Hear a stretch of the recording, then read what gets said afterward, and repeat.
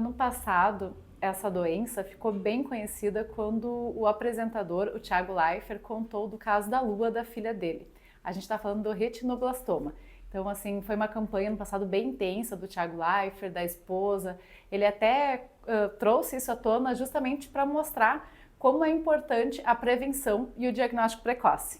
Agora, em setembro, até bem nessa semana, a gente está com essa campanha bem intensa aqui em Guarapuava, e por isso que a gente trouxe novamente a doutora Eliana Pires. Que bom ter aqui você novamente. Acho que é a segunda vez, né, no Conexão Mais Saúde? Exatamente. Eu acho que é a segunda vez, e na outra vez foi justamente também trabalhando a importância do retinoblastoma, né? Não, eu acho que é a terceira, nós já tivemos falando sobre glaucoma com você. É por isso que eu falei, nossa, será que foi setembro do ano passado, está fazendo um ano ou já é a terceira? É que são várias campanhas que ocorrem no decorrer do ano e que são extremamente importantes aí para a população, né? É uma coisa que a gente realmente fala muito até para os alunos da medicina, a importância dos projetos de extensão, a importância, o impacto que isso tem para a população. Sem o conhecimento espalhado, não tem como você deter determinadas doenças. Ano passado, até agora, por isso que eu fiquei pensando, falei, nossa, será que já fez exatamente um ano? Ou a doutora veio em dezembro, veio um pouquinho depois para a gente falar, ou um pouquinho antes do glaucoma, que é maio, né? Isso, exatamente. Quem sabe foi glaucoma e foi retinoblastoma e agora novamente, né? Exatamente. E o que é bacana é que na edição do ano passado, na edição de outubro da revista Mais Saúde, eu sei que a gente colocou uma página dupla mostrando todos os eventos que você participou, e são muitos eventos durante o ano, né? Que era todos os eventos 2023. E agora, esse ano, já teve muitos eventos, né? Nós temos uma agenda de atividades onde a gente tem que devolver, tem que fazer essa prestação de serviço para a sociedade, né? Para a comunidade, de forma geral. E o Conselho Brasileiro de Oftalmologia, ele tem algumas campanhas que acontecem no decorrer do ano. Nós normalmente iniciamos com o Visão no Esporte, que ocorre ou no mês de fevereiro e nesse ano ocorreu no mês de março. Aí maio, o Maio Verde, que é o glaucoma. Aí nós temos agora em setembro o retinoblastoma e em novembro nós temos a retinopatia diabética. Então, assim, tenho 24 horas pela retinopatia diabética, tenho 24 horas pelo glaucoma, tenho de olho nos olhinhos, que é o que nós estamos fazendo essa semana. Essa campanha, hoje de manhã até eu assisti um vídeo do Thiago Leifert com a esposa dele, até me sumiu o nome dela, que era um vídeo bem curtinho, assim, de 2 minutos e poucos, mas eles falando dessa importância e falando dessa campanha de olho nos olhinhos. Foi eles que criaram essa campanha? Então, ou se tornou mais conhecida após ele descobrir? O que aconteceu é que, assim, quando a gente pensa quem é que tem problema de saúde, a gente pensa em pessoas que de repente não têm um conhecimento ou não têm uma renda que possa fazer frente às necessidades com a saúde privada. E não é o caso desse casal.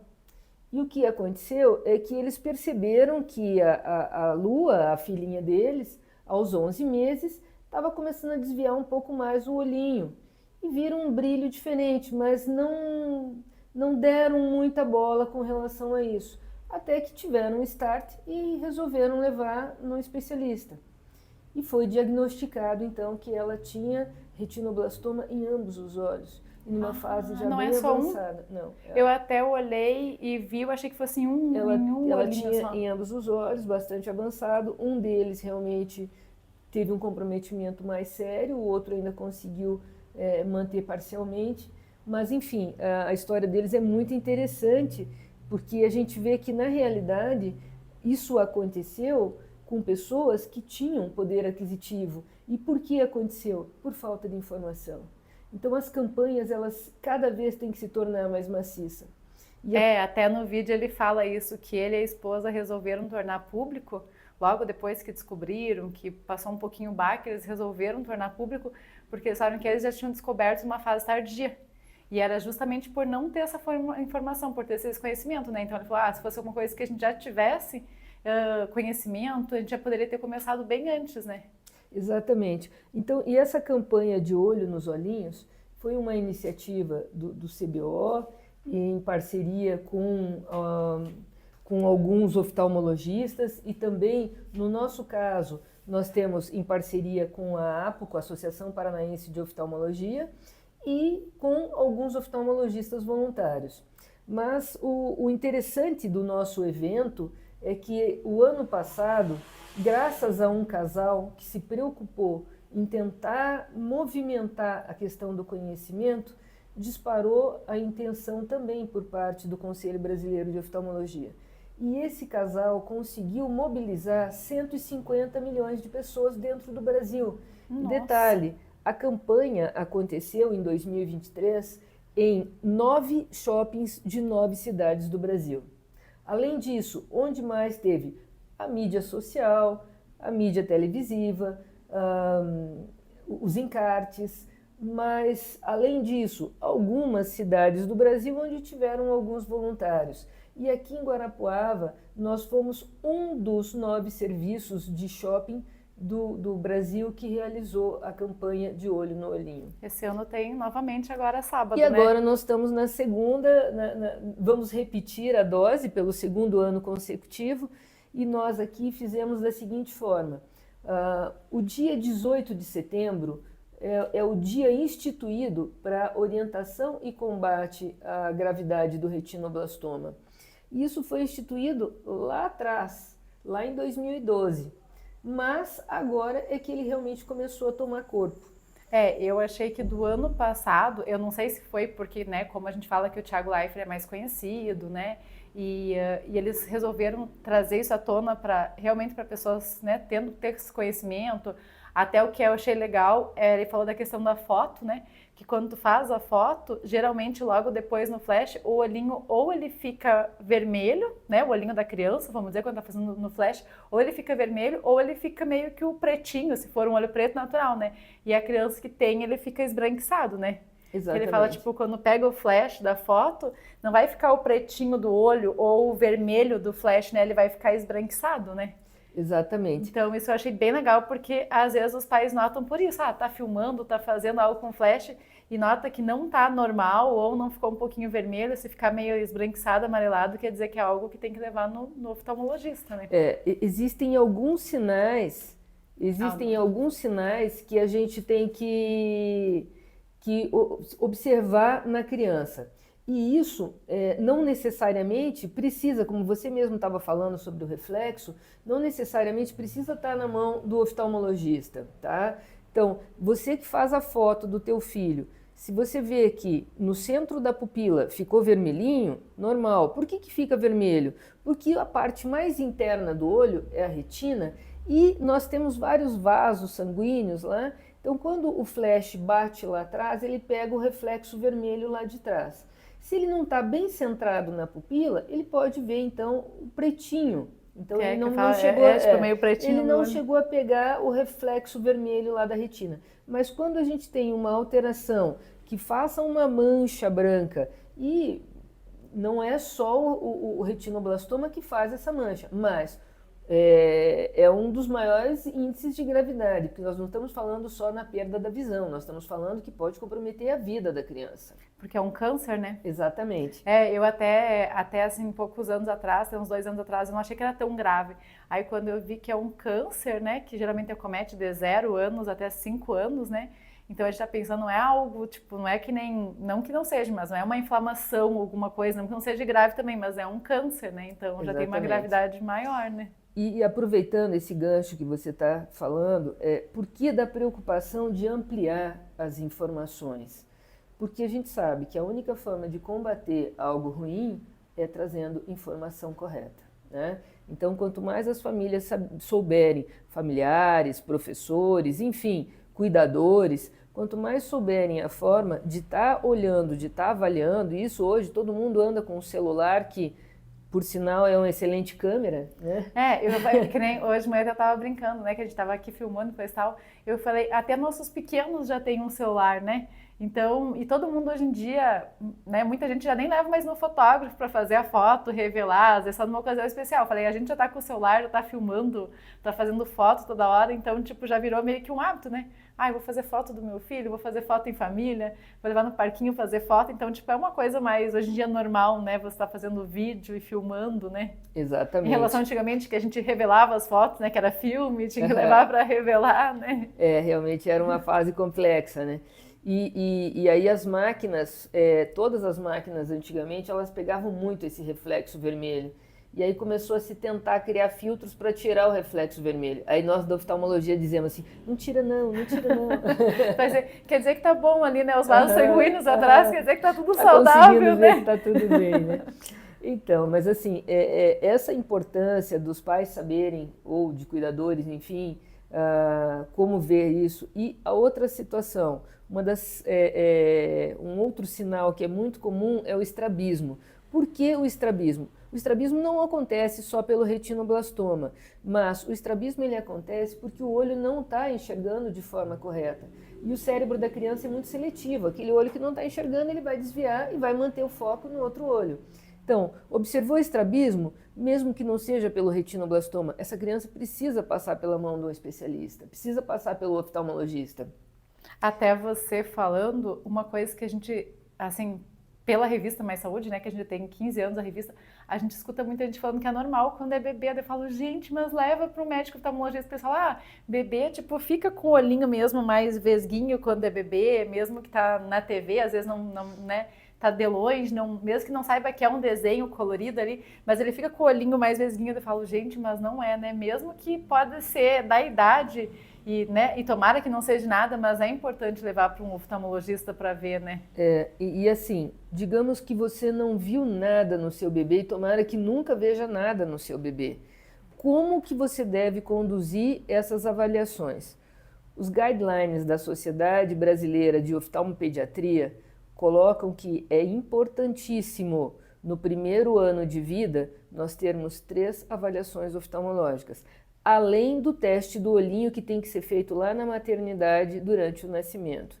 Caso o bebê não tenha passado pelo teste do olhinho na maternidade, seja lá pelo motivo que for, é importante que os pais ou cuidadores saibam dessa informação e já no primeiro mês de vida procure um médico oftalmologista para que seja avaliado, para que seja feito então um fundo de olho e avaliada essa criança.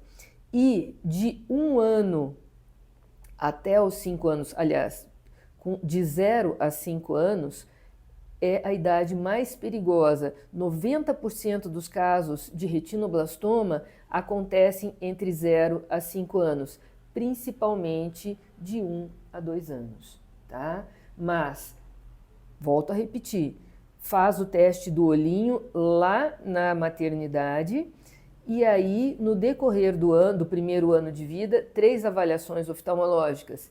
E hoje, nós estamos preconizando que até os 5 anos, pelo menos 2 avaliações oftalmológicas. E se houver condições de 3 avaliações ano, seria excelente. Essas 3 avaliações seria por ano? Por ano. A criança, tipo, com 3 aninhos, é ideal 3 avaliações por ano, 4 aninhos, mais 3 avaliações por ano. Exatamente. Até completar os 5 anos, porque essas avaliações elas têm como finalidade, principalmente, segmentar o risco do retinoblastoma, tá? Além, claro, de outras situações que podem acontecer. Pode aparecer uma necessidade de correção de graus, existem outras patologias que podem acontecer lá dentro do olhinho da criança e que, detectado numa fase precoce, o resultado é o ideal, digamos assim, né? Mas nós temos alguns trabalhos publicados no Brasil, onde, inclusive um trabalho publicado no mês passado, que mostra a realidade do que ainda está acontecendo. Então, mesmo que nós tenhamos sensibilizado com o programa de Olho nos Olhinhos de 2023 150 milhões de brasileiros, ainda assim saiu um relatório que 12 a 15% dos novos casos de retinoblastoma estão chegando numa fase grave. Nossa, não estão chegando na fase inicial, não estão chegando na fase bem inicial. mais avançado. Exatamente. E como que é a fase grave? Então, quando o tumor ele ainda está contido dentro do olho, significa que ele ainda não soltou uma sementinha para fora, ou seja, ele não fez a metástase. Ele está com as sementinhas do tumor alocado dentro do olho. A partir do momento que ele sai do olho, ou seja, que ele começa a externalizar, e isso ele vai fazer pela parede do globo ocular, pelo nervo óptico, aí a gente começa a ter as metástases. E aí vem os riscos. E aí o risco não é só da visão da criança, mas é sim o risco de vida. Nossa, então é bem grave, né? Vamos dizer, se a pessoa não descobrir no começo, na fase inicial, e chegar a se espalhar para os outros órgãos, né? Fazer a metástase, é grave, né? Porque daí não é só no olho, pode pegar outros órgãos, né? E realmente aí nós estamos falando de vida mesmo, tá? E o tratamento é quimioterapia e radioterapia?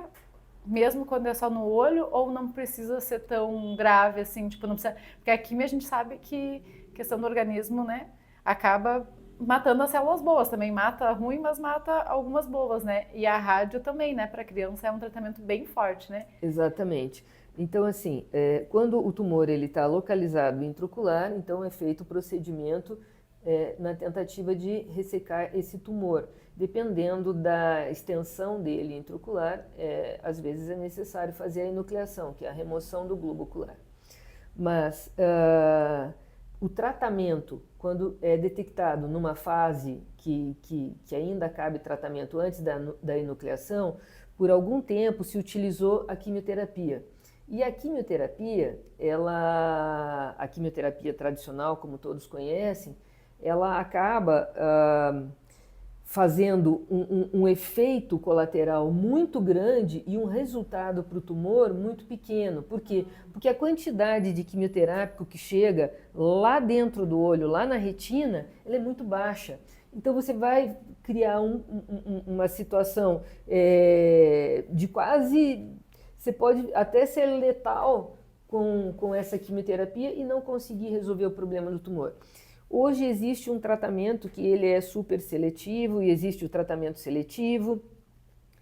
E o tratamento da quimioterapia, ela pode ser através de catéter, tá? Assim como a gente faz o cateterismo aí para poder fazer um estudo dos vasos que estão ocluídos, a gente também, através dessa característica, é emitido um catéter. Esse catéter vai subir, vai pegar aqui, como todo mundo já conhece, a tal da carótida. Quer dizer que é mais conhecida. Aí nós temos a carótida comum, o catéter ele é pego aqui na femoral. E aí ele vai subir, vai passar por uma artéria grande que se chama aorta, e aí ele vai até a carótida e a carótida interna. A carótida ela se divide em dois ramos, a carótida externa e a interna. A externa ela vai para o cérebro, então por isso que essas plaquinhas quando escapam pode fazer ali um AVC, o acidente vascular cerebral, que todos conhecem como derrame cerebral. E a carótida interna, o primeiro ramo que ela solta é a artéria oftálmica. Então vai com o catéter até essa artéria oftálmica e ali solta o quimioterápico. E aí ele realmente tem uma ação muito mais efetiva, com um índice de efeito colateral muito mais baixo. Tá? Então se for, então, ela realmente assim, ele pega mais no local mesmo. Ele pega no local mesmo. Existem também placas radioativas que podem ser colocadas nesse tumor para tentar enxugar o tamanho dele e daí fazer a ressecção, né? No cabelo, acho que o microfone. Obrigada. Esse pessoal que usa cabelo grande tem disso, né? Tem que estar jogando para trás. Muito bem, as madeixas. Então, e como eu estava te explicando, então existem várias formas hoje de tratamentos que foram desenvolvidos com tecnologias que realmente agregam muito para excelentes resultados. Mas ainda hoje, o que a gente pode dizer que vai ter o melhor resultado é o diagnóstico precoce. Volto a repetir, mesmo com esse índice de 150 milhões de pessoas que foram alertadas, né, que a gente conseguiu atingir, ainda assim nós estamos diante de uma situação que está chegando muito tarde. Tá? E o retinoblastoma? Eu fiquei até na dúvida, assim, é uma doença rara ou já não é mais tão rara, né? Porque algumas informações até falam que é uma doença rara, né? Mais, claro, atinge mais criança, né? Mais do 0 aos 5 anos, né? e ao mesmo tempo que a gente vai lendo umas informações, não parece tão rara, né? É que assim, quando a gente fala em raro, a gente fala em percentual. Então, quando você tem 1% ou 0,5%, é um baixo índice. Agora, se você jogar 1% ou 0,5% em 10 pessoas, é insignificante. Em 100 pessoas, mais ou menos. Agora, quando a gente fala a nível mundial, aí nós estamos falando de cidades de grande porte só em tumor. Eu ia dizer, porque quando pegar tudo, né, mesmo a porcentagem de 1%, né? Entendeu? Então, assim, dos tumores oftalmológicos, é o mais insidioso aí na infância, e também tem alguns estudos que colocam ali, é o terceiro, outros colocam como o quarto maior índice de câncer em criança é o retinoblastoma, né? Entrando primeiro as leucemias, mas o retinoblastoma ocupa um lugar de destaque, né? E o que deixa mais preocupante... Quando for, até a gente falou assim do tratamento, até quando é mais avançado, e quando a pessoa realmente tem essa informação em mãos e ela descobre bem no começo, bem na fase inicial, como que seria a questão do tratamento, assim, quando é bem inicial, né? Porque até do Thiago Leifert mesmo a gente já viu que ele descobriu numa fase bem tardia, né? Como que seria o tratamento, assim, só para ter uma diferença de como que é o tratamento assim, inicial do que é mais... Uma fase inicial, você pode fazer a ressecção do tumor, e se ele estiver na periferia da retina e não no centro da retina, você vai até poupar a visão para essa criança. É isso que eu fiquei pensando, se a pessoa, ela vai chegar e continuar enxergando depois, exatamente. né? Então, se você tem um tumor que está periférico, você pode até manter parcialmente a visão dessa criança. Dependendo da localização, pode ter um pouquinho de comprometimento, ou um comprometimento médio da visão, ou até mesmo um comprometimento severo, mas você consegue manter a estética, ou seja, consegue manter o globo ocular dessa criança. E em casos mais avançados, daí é necessário fazer uma remoção e remover o globo ocular, inclusive com uma área de nervo óptico grande, que a gente chama um coto grande, né? Para tentar evitar o risco de você ter ali uma área invasiva. E daí já isso... tira todo, daí já, tipo, a parte, assim, não só até da visão, mas a parte estética, tudo já compromete bastante, assim, né? Existe, porque assim... E especialmente a visão, né? Porque tu pensa assim, vamos dizer, uma criança que até, sei lá, vamos dizer que a criança tenha 3 anos, mas até os 3 anos ela até que enxerga, às vezes mesmo que não tão bem, mas tá enxergando, imagina perder a visão, né? Mas assim, a questão estética da criança é uma coisa que toca bastante também, né? E a gente sabe que dependendo do que ela sofrer ali nos primeiros anos de vida, isso vai espirrar para o resto da vida dela, né? Então vai ter uma personalidade mais tímida, ou mais agressivo, né? Ou mais contraído, ou disperso, enfim. Então tem uma série de fatores que pode modificar o rumo da história dessa pessoa. Mexe muito com o emocional da criança, né? Porque se tu pensar assim, vamos dizer, uma criança que, tanto por não enxergar quanto a parte estética, né? Que vai acabar os dois juntos, né? O emocional mexe muito, né? Porque bem o que a gente estava pensando, ela pode ser mais tímida, ou pode ser mais agressiva com os coleguinhas, ou pode não gostar de sociabilizar por causa de bullying também. Pode ter bullying porque às vezes outras crianças dessa idade não sabem, vão falar alguma coisa, vão tirar sarro mesmo, né, sem saber da gravidade, né? Exatamente. Então a gente realmente precisa de ter muito cuidado. Normalmente quando a gente tem uma criança com alguma dessas situações, que a gente sabe que pode causar bullying, é importante aquela conversa com os pais. Por exemplo, tem crianças que precisam de colocar um tampão para poder estimular a visão, né? Então, até para, assim, se os pais têm condições de chegar e conversar com o professor, com o coordenador de escola, a gente até orienta para fazerem brincadeiras de, vamos ser piratinhas no colégio e tal. Criar situações em que as pessoas olham assim, o fato de ser diferente não significa que eu sou melhor ou pior que você. Eu só sou diferente. E ponto. Porque provavelmente até mesmo para o estrabismo, né? Também às vezes tem que ir com um dos olhos com o tampão para forçar mais o outro, né? Às vezes nem só do retinoblastoma, mas às vezes por causa de outras coisas para corrigir, às vezes tem que usar o tampão, né? Exatamente. Até para estimular às vezes o outro olho que está deixando mais preguiçoso porque o outro está fazendo a visão certa e um não está com a visão certa, né? Exatamente. Então eu acho que é bem importante, né? E se tu for ver hoje aqui, mesmo em Guarapuava e todo o Brasil, criança com 1 aninho e pouco, 2 aninhos já está indo para a escola, né? Então cada vez, tipo, os pais estão colocando para ela se desenvolver, né? Nem que seja só à tarde, mas com 2 anos, 2 anos e 2 meses já está indo para a escola, já tem coleguinhas, né? Já tem a professora, né? As famílias têm uma tendência a diminuir o número de filhos, né?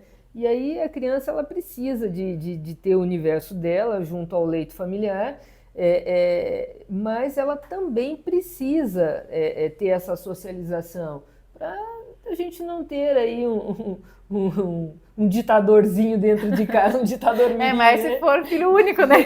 Porque tem muitos casais que tem um filho só, né? É o que a gente fala, tem que tomar cuidado com tiranos, né? Então, é de pequeno que dobra o galho. E aí, assim, a importância da gente realmente colocar essas situações. Mas, acima de tudo, a importância da seriedade que tem essa questão de identificar. E, volto a repetir, quanto mais a gente falar sobre o assunto, mais as pessoas vão ficar atentas, as pessoas vão começar a fotografar mais. E, assim, vão reparar também nas fotos, se eu fizer um intervalo de tempo e colocar antes das campanhas de olho nos olhinhos, e agora, o número de casais hoje que vão para o consultório com crianças, com bebês, e aí no primeiro momento a gente pergunta, então, o que te trouxe aqui? E eles falam assim, não tem nada, a gente trouxe porque a gente viu na revista, ou porque a gente viu uma entrevista, ou porque um familiar tem histórico de retinoblastoma e a gente sabe que a hereditariedade aumenta muito o risco para repetir isso na família, né?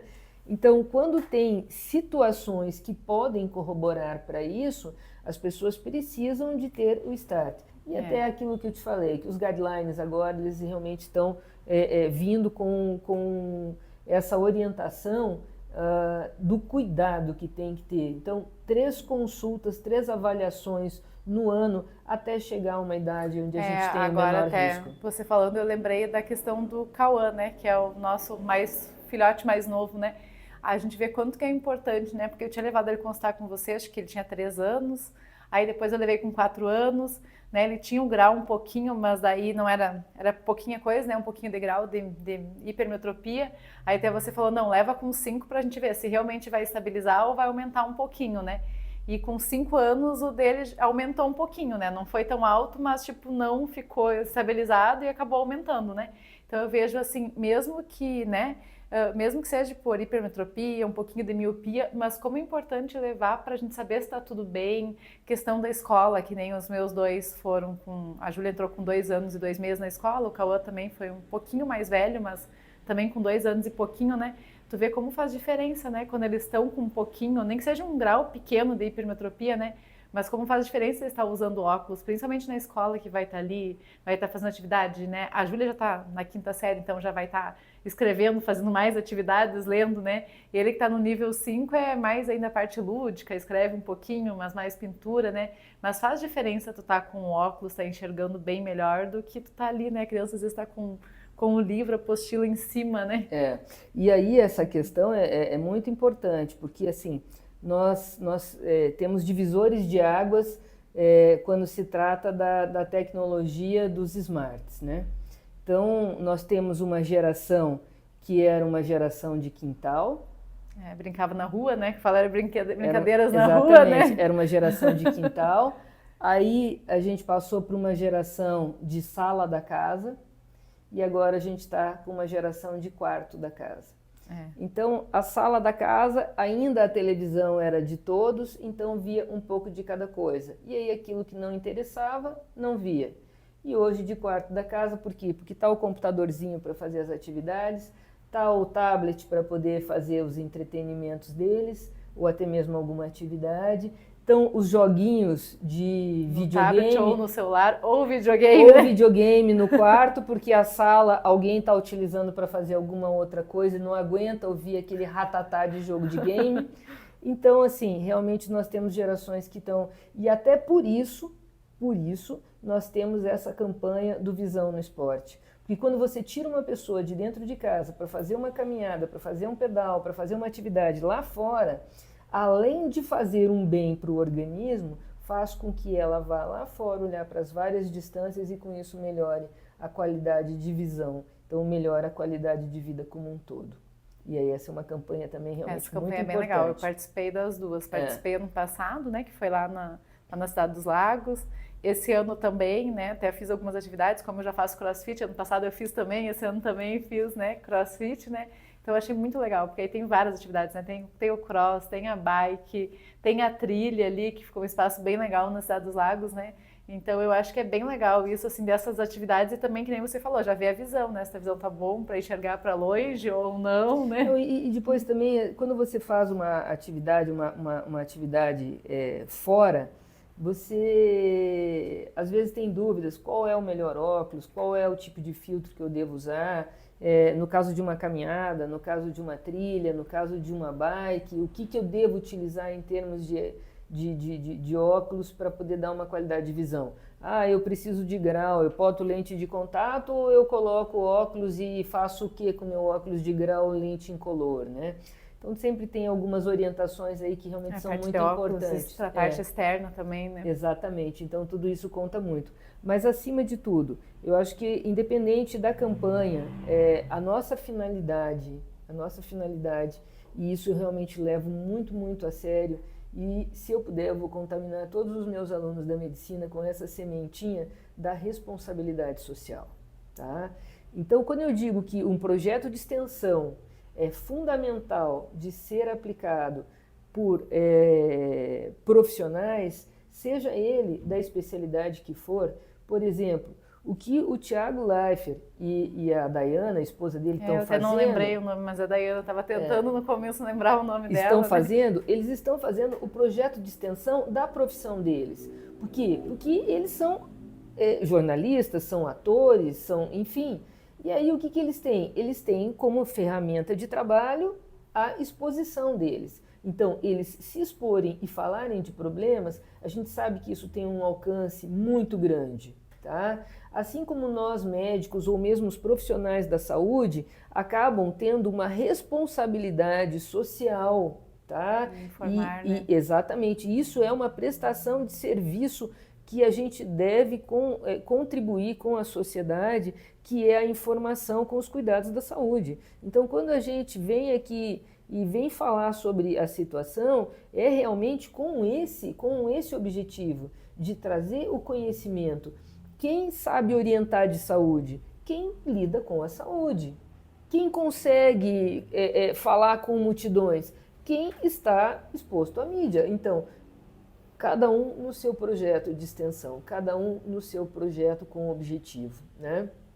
E até a gente quis muito, né, trazer você hoje aqui, porque, né, até o podcast sai todas as quintas, mas como hoje a gente já está gravando meio em cima do laço, então provavelmente esse episódio, pela primeira vez, vai sair na sexta à noite, né? Então vai sair sexta à noite, junto com a TV Araucária, que lá também sai na sexta, inédito, às 19 horas, então a gente vai colocar na sexta, só dessa vez.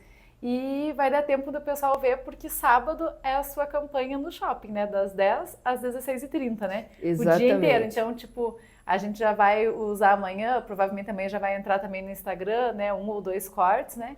E a gente já faz o convite para sábado, né? Os pais que tiverem criança, ou até mesmo os pais que querem saber mais informações, ou mesmo quem tá com o bebê na barriga, né? Mamãe gestante com o papai, tipo, já ir se informar também é bem importante, né?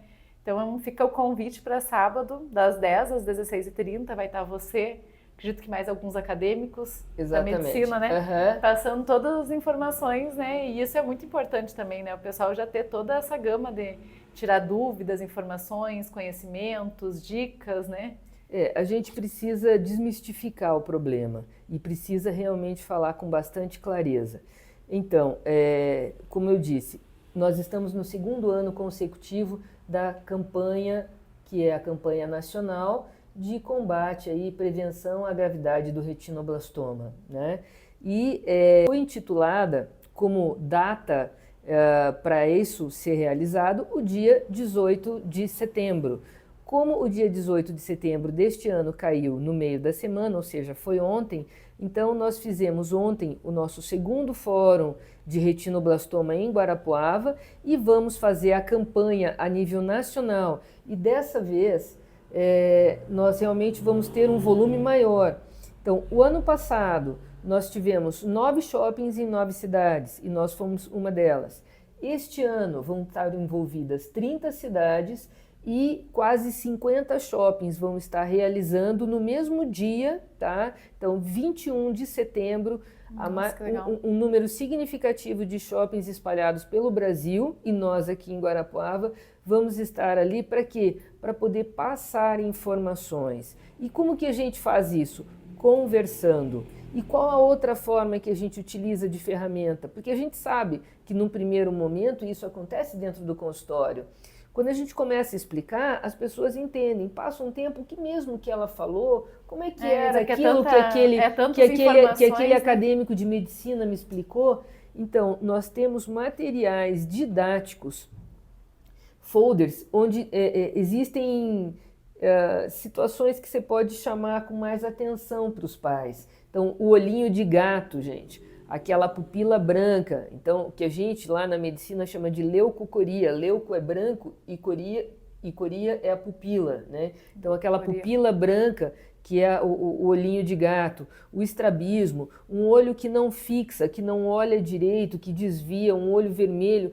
Essa criança precisa ser avaliada com urgência. Não quero criar pânico e não é a intenção de nenhum profissional no Brasil inteiro criar pânico, mas sim levar a coisa de forma séria, com seriedade, para que é melhor a gente olhar e dizer tá tudo certo do que achar que tá tudo certo também no oftalmologista e não tá nada certo e perder um tempo precioso. Lembrando mais uma vez, mesmo com toda a informação, 12 a 15% dos novos casos de retinoblastoma diagnosticados em 2024 chegaram numa fase extremamente severa. Lembrando que 90% dos casos, quando tratados numa fase inicial, tem cura.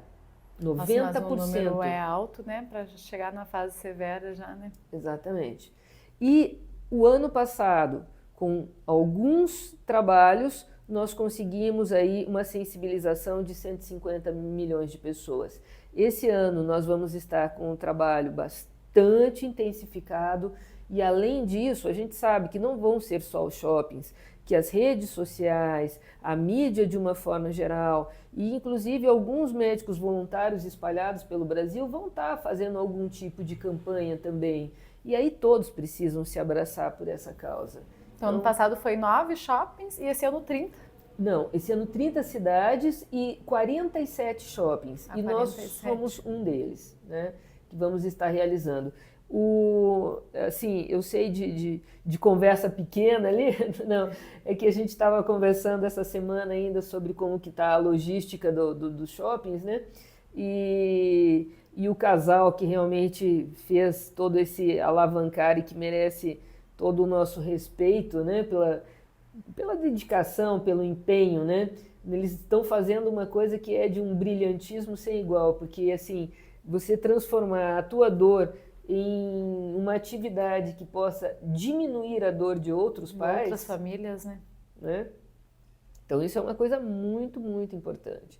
Isso eu acho que é realmente um ato de grande nobreza que a gente tem que realmente tirar o chapéu. Porque tem muita gente que prefere esconder, né? Porque, não vou contar, né? Porque eu não quero contar que a gente está passando por isso.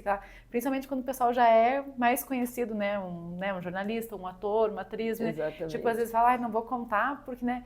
Mas pensar que quando tu coloca isso como algo nobre, pensando em ajudar outros pais, que às vezes nem sonham que o filho tenha, né? Ou possa ter, mas aí com as informações chegando, né? Você poder descobrir isso numa fase inicial é realmente algo muito nobre, né? Realmente a gente vê que se todos derem os braços famílias que passaram por essa situação e que passam por essa situação, profissionais de saúde empenhados em tentar contribuir. Então a coisa funciona. E lembrando, gente, que essa campanha de olho nos olhinhos, ela não tem fim lucrativo e ela tem como apoiadores instituições muito, muito sérias, como o Conselho Federal de Medicina, como o Conselho Brasileiro de Oftalmologia, como a Sociedade Brasileira de Pediatria, Sociedade Brasileira de Oncopediatria, Sociedade Brasileira de Onco-Oftalmopediatria, Sociedade Brasileira de Oftalmopediatria, além de outros grupos, como Unifesp, enfim. Sérios. Exatamente. Então a gente tem aí o GRAAC, que é o hospital de referência a nível Brasil, tá? E nós também tivemos algumas informações que grupos de redes de distribuição medicamentosa dentro do Brasil, que tem um determinado grupo que vai estar com a sua rede a nível nacional, tendo transmissão o tempo todo dentro da unidade sobre as informações a respeito do retinoblastoma. Então eu acho que assim, quero crer que nós vamos estar aí atingindo um número quase que totalitário, porque as pessoas de alguma forma vão ver, vão ouvir ou até mesmo vão poder participar. E quanto ao convite do shopping, vou dar mais uma insistida. Por favor, vão nos ver, vão conversar com a gente lá, vão tirar suas dúvidas. Se você não tiver tempo para ouvir as nossas orientações, nós vamos estar com um material, no folder, tem um QR Code, o QR Code, e o QR Code ele vai estar ali para você poder até inclusive levar para sua casa, e aí você vai ter acesso a uma cartilha onde ela tem explicações mais aprofundadas, com uma linguagem que foi muito bem escrita, justamente para contribuir com o conhecimento. Esse material, boa parte deles foi desenvolvido pela ABLAU, que é a Associação Brasileira dos Ligantes em Oftalmologia, ou seja, são os nossos futuros oftalmologistas que ainda estão na fase do estudo da medicina, que desenvolveram boa parte desse material e distribuíram isso para que a gente possa ter para espalhar o conhecimento. E aí, por fim, e não menos importante, com o que está acontecendo hoje no Brasil, alguns países, como a Espanha, ela tem olhado e solicitado materiais para que eles possam também estar realizando esse tipo de atividade. Nossa, lá na Europa. Na Europa. Exatamente. Nossa, para te ver como nessas ações aqui do Brasil, né, se espalhando, tomando proporção que eles também lá na Espanha estão interessados em fazer atividades nesse mesmo âmbito de, né, proporcionar conhecimento lá também. Exatamente. Então, assim, mesmo que não tenha tempo de ouvir as coisas que a gente tem para poder passar, vai poder levar um material para casa e, inclusive, eu vou tomar a liberdade de te dizer que eu vou te mandar o QR Code também, para que você possa porque colocar até eu ia momento. Comentar, né, como a gente tem essa edição da Mais Saúde, a próxima, que tem muitas datas comemorativas, é o dia do fisioterapeuta, é o dia do médico, dia 18 de outubro, é o dia do dentista, do dia 25, dia 13 de outubro também é o dia do terapeuta ocupacional. Até eu ia comentar aqui também, se por algum motivo a pessoa não conseguir ir no shopping nesse sábado agora, né, dia 21, a gente também vai ter a página da doutora, né, a primeira página ali, logo no comecinho, a primeira página ímpar, com essas informações, e também vai ter o QR Code ali para o pessoal acessar mais informações, né, porque como é muitas dicas, muito conteúdo, numa página realmente a gente não consegue colocar todas as informações que deveriam, né. Exatamente. Então ali também com o QR Code, né, o pessoal já vai para essa cartilha, já vai ter acesso a todas as informações, né? Então, tipo, quem não conseguiu ir no shopping, vai ter a revista Mais Saúde, vai estar no site da revista Mais Saúde também, né? Para o pessoal escanear e acessar todas essas informações. Exatamente. Então, assim, mais uma vez, o que é importante, a gente tem que fazer o diagnóstico precoce, independente da patologia, independente da doença, tá, que está acometendo o globo ocular. Quanto mais precoce se faz o diagnóstico, melhor são os resultados. E no caso de um câncer ocular, melhores são os resultados, inclusive para manter vivas as nossas crianças. Vou dizer, porque a gente acha, só no olhinho alguma coisa, mas pode ser tão grave que pode, né, que nem a gente já comentou, pode depois virar metástase e ser algo que pode até, Deus o livre, mas acabar levando a vida, né? Exatamente. Doutora, eu sei que a gente já extrapolou, eu tinha mais perguntas para te fazer, mas eu sei que a gente já extrapolou os horários aqui, né? Mas eu agradeço muito porque é um assunto que eu queria muito trazer essa semana, né? Como você mencionou ontem, já teve o fórum, né, na Campo Real. Então, agora sábado a gente já tem mais esse dia, que é um dia bem importante de informações, de atividades, ou se a pessoa está correndo, pelo menos pegar o panfleto ali com o QR Code para acessar em casa, ver com calma depois, né? Mas agradeço imensamente, porque a gente já pôde trazer várias informações aqui, né? E isso que a gente está fazendo é contribuindo com vocês que estão nos assistindo, seja pelo YouTube, seja pela TV Araucária, seja pelos cortes do Instagram, que a gente também leva alguns cortes para o Instagram, né? E a nossa intenção é justamente essa, trazer profissionais aqui para estar trazendo essas informações e tornando assim com uma linguagem bem fácil para que o pessoal de casa consiga entender. Olha, eu é que agradeço mais uma vez você abrindo esse espaço que eu considero isso de extrema utilidade pública e parabenizo mais uma vez a tua revista e todos os teus